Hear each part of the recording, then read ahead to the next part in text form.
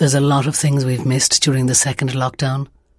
But one thing we definitely won't miss this year is having to queue up in the pourings of rain for the sales or wrestling someone for that last heavily discounted onesie. The PhoneWatch Black Friday sale is now on, and it's our best one yet. Get PhoneWatch installed with a free smart plug for just €149. Order online today at phonewatch.ie. Offer ends November 27th. Monitoring fees apply. Good Morning Business. French Tech. Il est 6h43 et le French Tech ce matin, la French Tech est absolument fascinante. On en parle depuis 2h du mat, quand on est un peu rentré dans le dossier. Et avec vous, Pierre Junio, on va parler, vous êtes fondateur et président de Safety Line, du Waze des pilotes d'avion. Parce que nous, naïvement, on pensait que avant le décollage, on leur donnait un plan de vol qui correspondait à l'optimisation des vents contraires, des points de peut-être de tension géopolitique, de la meilleure route possible. Eh ben, vous nous dites non. Moi, avec mon outil qui s'appelle OptiFlight, je peux changer la route des pilotes pour justement économiser du temps de vol, économiser du carburant. Le Waze des pilotes de ligne. Oui, alors c'est une bonne définition de parler de Waze, parce qu'en fait on va directement s'adresser au pilote qui lui a peu d'outils à bord pour prendre des décisions. Et donc, à partir des données de vol qui sont contenues dans les boîtes noires, on a tout un tas d'informations sur des trajectoires réellement volées, et donc réellement empruntées.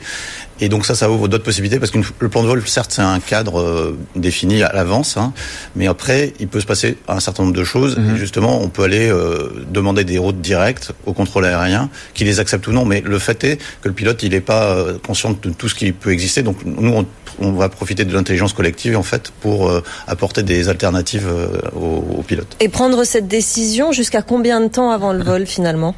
Alors, le calcul se fait au sol en regardant des millions, donc pas des millions, mais des milliers de possibilités sur les différents tronçons. Donc ça se fait juste avant le vol, mais après on embarque ça dans une tablette, et dans la tablette, on a déjà téléchargé un certain nombre d'options, et ces deux options-là sont accessibles durant le vol, en fait.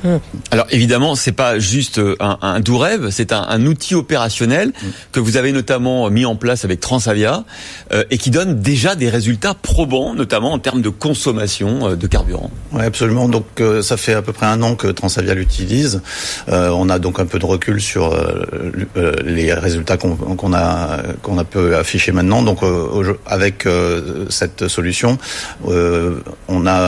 Transavia a pu faire des économies de l'ordre de 84 tonnes sur l'année. Donc il y a encore des progrès à faire de toute façon.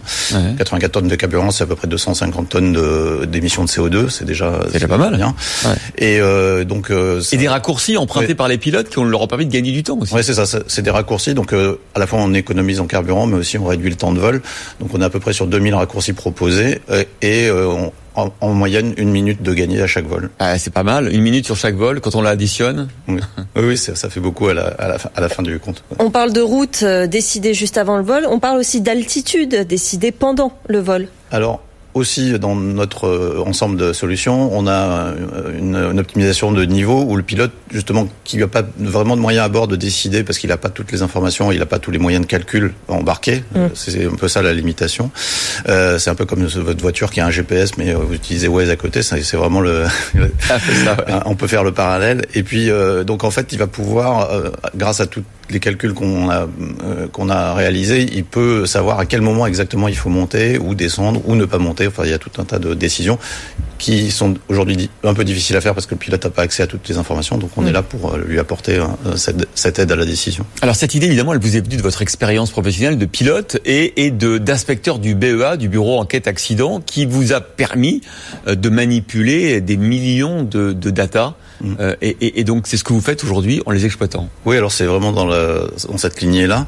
Les données de vol, elles sont très riches, c'est jusqu'à 1000 paramètres par seconde sur un avion moderne. Ouais. On a donc un ensemble d'informations très riches, et puis parallèlement, ces données, on n'en fait pas grand-chose. Donc avec un recul un peu de pilote sur qu'est-ce qu'il est possible de faire en vol, parce qu'il y a vraiment c'est assez contraint, donc on peut pas faire n'importe quoi, mais il y a quand même des opportunités, et on peut utiliser ces données dont on ne fait rien par ailleurs pour faire des économies de carburant et réduire les émissions également. Alors, vous êtes où en termes de développement? Parce qu'en 2017, vous aviez fait une levée de fonds de 3 millions auprès notamment de Safran, le groupe ADP, BPI, France. Absolument. Aujourd'hui, vous avez les reins suffisamment solides pour poursuivre?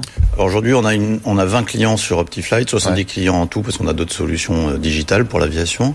On se développe malgré le Covid, parce qu'en fait, on répond à des enjeux qui sont vraiment essentiels aujourd'hui, avec ce qui est fait, la honte de prendre l'avion, la question environnementale, les coûts pour les compagnies aériennes. On est vraiment sur le secteur qui peut être encore porteur dans l'aviation.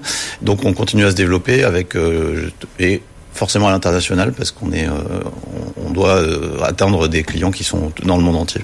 Donc, voilà, la French Tech, oui, donc ça continue malgré la crise. Bon, tant mieux. Merci pour la safety line, la French Tech du jour sur Good Morning Business. Merci beaucoup d'avoir été avec nous.